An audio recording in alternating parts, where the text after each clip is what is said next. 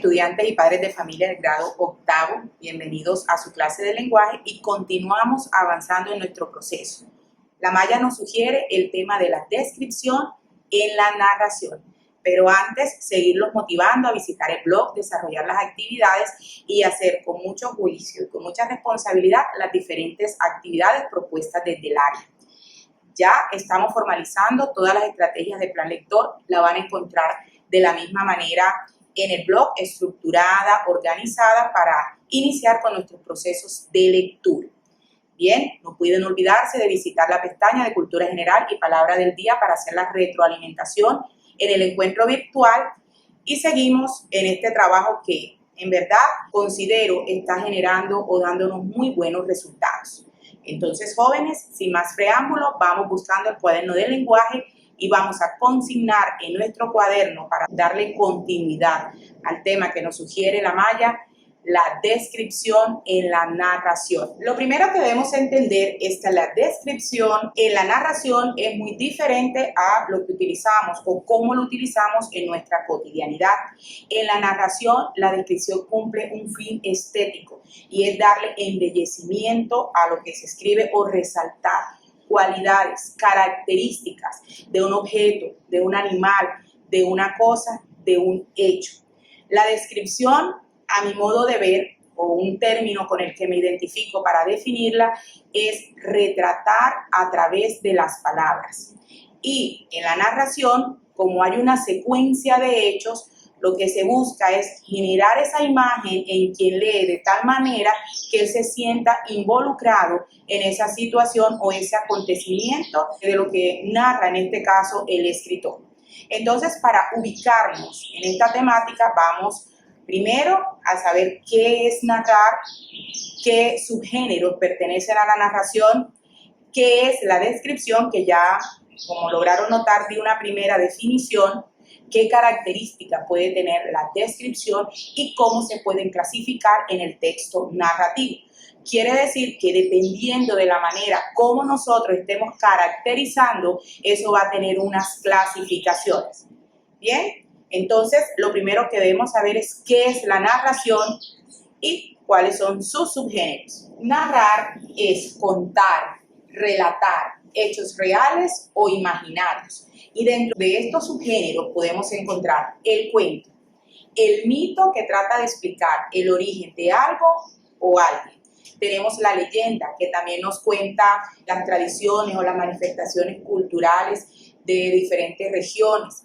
Tenemos la fábula, que busca a través de ese relato dejarnos una enseñanza, la anécdota que está basada en situaciones que nos ha ocurrido, en experiencias personales, en fin. Entonces podemos destacar dentro de los subgéneros el cuento, el mito, la leyenda, la fábula, la anécdota. En ese orden de ideas tenemos que para narrar debemos cumplir con estos requisitos y es el marco y la trama.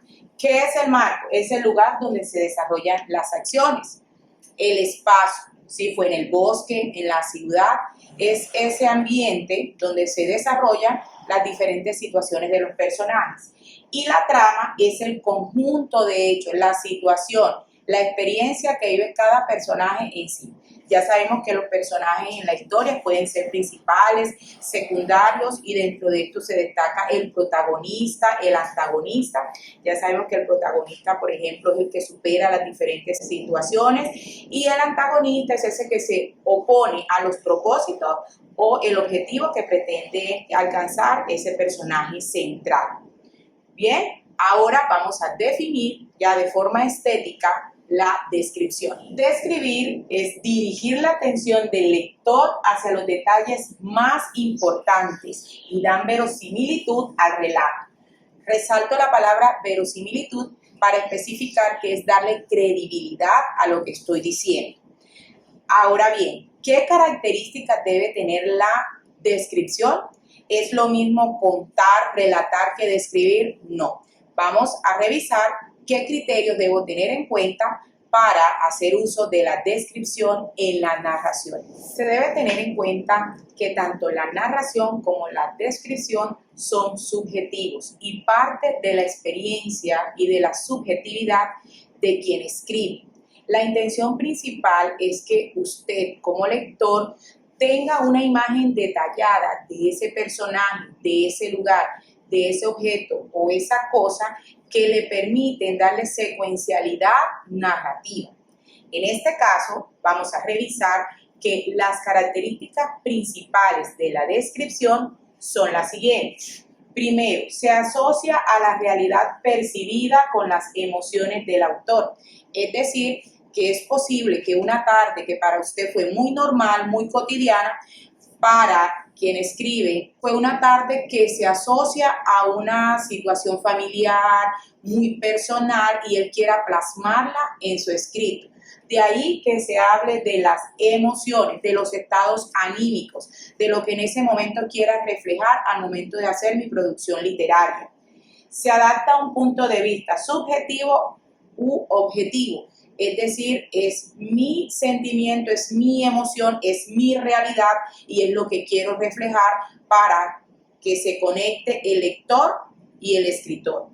Se utilizan adjetivos, expresiones poéticas. Por eso les hacía la diferencia al iniciar el video, que describir en la cotidianidad es muy diferente a describir en la narración, porque acá se hace uso de expresiones poéticas que están cargadas con ese lenguaje lírico, o dependiendo de sus intenciones comunicativas. Se utilizan adjetivos. Uno de los elementos principales o la esencia de la descripción es la cualidad. Por eso el uso de los adjetivos, cualidades, ¿sí? Vamos también a diferenciar que mientras el cuento, ¿sí?, prevalecen las acciones, en la descripción prevalecen los adjetivos, las cualidades. Observación y fijación de la realidad en cualidades, detalles y propiedades. Quiere decir que tomo ese cuadro, esa realidad, ese panorama y busco esa palabra para retratarlo de tal manera que en la narración, en ese relato, quede fija esa imagen que quiero transmitir. Y por último, dice que se recurre a los sentidos para presentar la imagen de la realidad. Es decir, que para describir, jóvenes, debo observar muy bien y fijar esa imagen para poderla llevar al círculo, al cuadro de la palabra.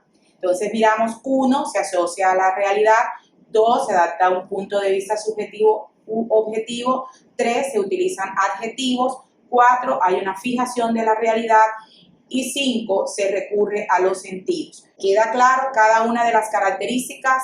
En ese momento vamos a mirar, también les explicaba que de acuerdo a la descripción, esta tiene unas clasificaciones y escriben por favor clasificación de la descripción. ¿Cómo se clasifica la descripción? Veamos la primera figura, la etopeya.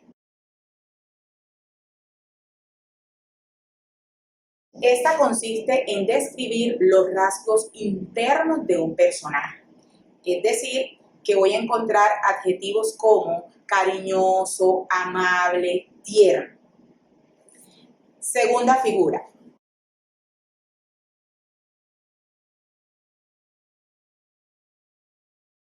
La prosopografía.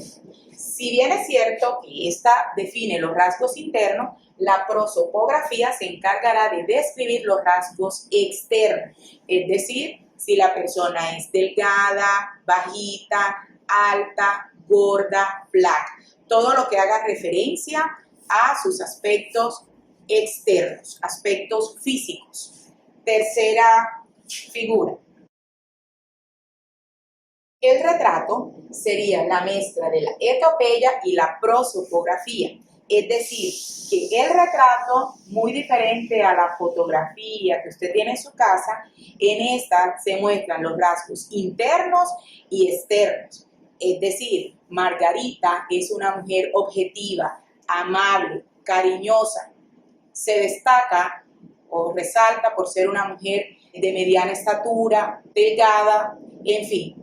Tomo los dos elementos, tanto aspectos externos e interno para hacer referencia, en este caso, a Margarita. Entonces debemos entender que retrato es la unión de la prosopografía y la etopeya. La topografía detalla lugares, espacios, escenarios. Veamos el ejemplo. Era un pueblo caliente y soleado, bastante rico en olivos y guaros, con las casas pintadas tan blancas que aún me duele la vista al recordarlas, con una plaza toda de losas, como hermosa fuente de 3 caños en medio de la plaza. Este fragmento lo tomé de la familia de Pascual Duarte de Camilo José Cela y vemos cómo a través de la palabra nos retrata un lugar, un espacio. Por último tenemos la pragmatografía. Esta describe hechos y situaciones, momentos específicos. Por ejemplo, cuando nos encontramos en esos relatos policiales donde el asesino se está acercando al personaje central y se crea ese clímax, puede decirse que esa manera detallada de contar ese hecho es lo que denominamos pragmatografía.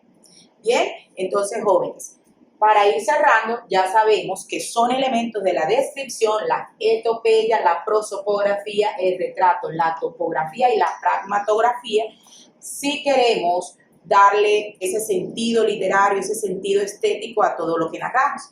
Cuando nosotros hablamos en la cotidianidad, nosotros no lo cargamos tanto de objetivo. Somos muy ligeros al momento de hablar o referirnos a ese algo o a ese alguien. En la narración, como es la palabra, debemos ser muy cuidadosos, muy hábiles al momento de crear esas imágenes en la mente del lector.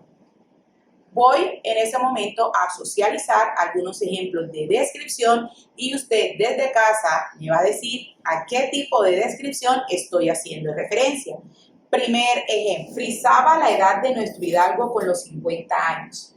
Era de complexión recia, seco de carnes, enjuto de rostro, gran madrugador y amigo de la casa. Esta descripción hace referencia a nuestro Quijote de la Mancha. ¿A qué tipo de descripción hice referencia? Complexión recia, enjuto de carnes. Estoy haciendo uso de la prosopografía porque estoy haciendo referencia a los rasgos externos. Segundo ejemplo, Zoraida, mujer objetiva, actitud recia, personalidad exuberante que a muchos cautivó. Una mujer de mediana estatura con modos muy apropiados. ¿A qué figura hice referencia? Hablaba de los rasgos externos de Zoraida y también de cómo es ella internamente. ¿Cuál podría ser? El retrato. Muy bien, excelente. Tercer y último ejemplo. Sobre la pampa estaba un hombre gigantesco, enjuto, lívido, sin barbas, de pie, erguido como un árbol, y eran fríos los ojos de este hombre, su nariz tajante y dura. Un fragmento de La Pampa de Granito de José Enrique Rodó. ¿Qué tipo de descripción se utilizó en este ejemplo? ¿La prosopografía o el retrato? Bien, en nuestro espacio virtual socializaremos la respuesta y aclararemos cada uno de estos puntos. Jóvenes, eso es todo en el día de hoy. Espero que haya sido muy útil la clase. Debe quedar claro dentro de los objetivos en el día de hoy la descripción en la narración y establecer la diferencia entre cada uno de estos elementos. Mientras la narración relata, la descripción, como su nombre lo indica, retrata. No pueden olvidarse de visitar la pestaña de Cultura General y Palabras del Día en nuestro espacio virtual, aclarar las dudas que se puedan generar en este espacio y como actividad de profundización en el día de hoy es que vas a seleccionar dentro de tus compañeros ese que consideres es muy cercano y lo vas a describir, pero positivamente. Ese va a ser el ejercicio para aplicar lo visto en el día de hoy. Y recuerda que hay una actividad de profundización sugerida junto con los ejercicios de ortografía. No olvides enviarlo al correo o al WhatsApp como se ha hecho en encuentros anteriores. Jóvenes, feliz día.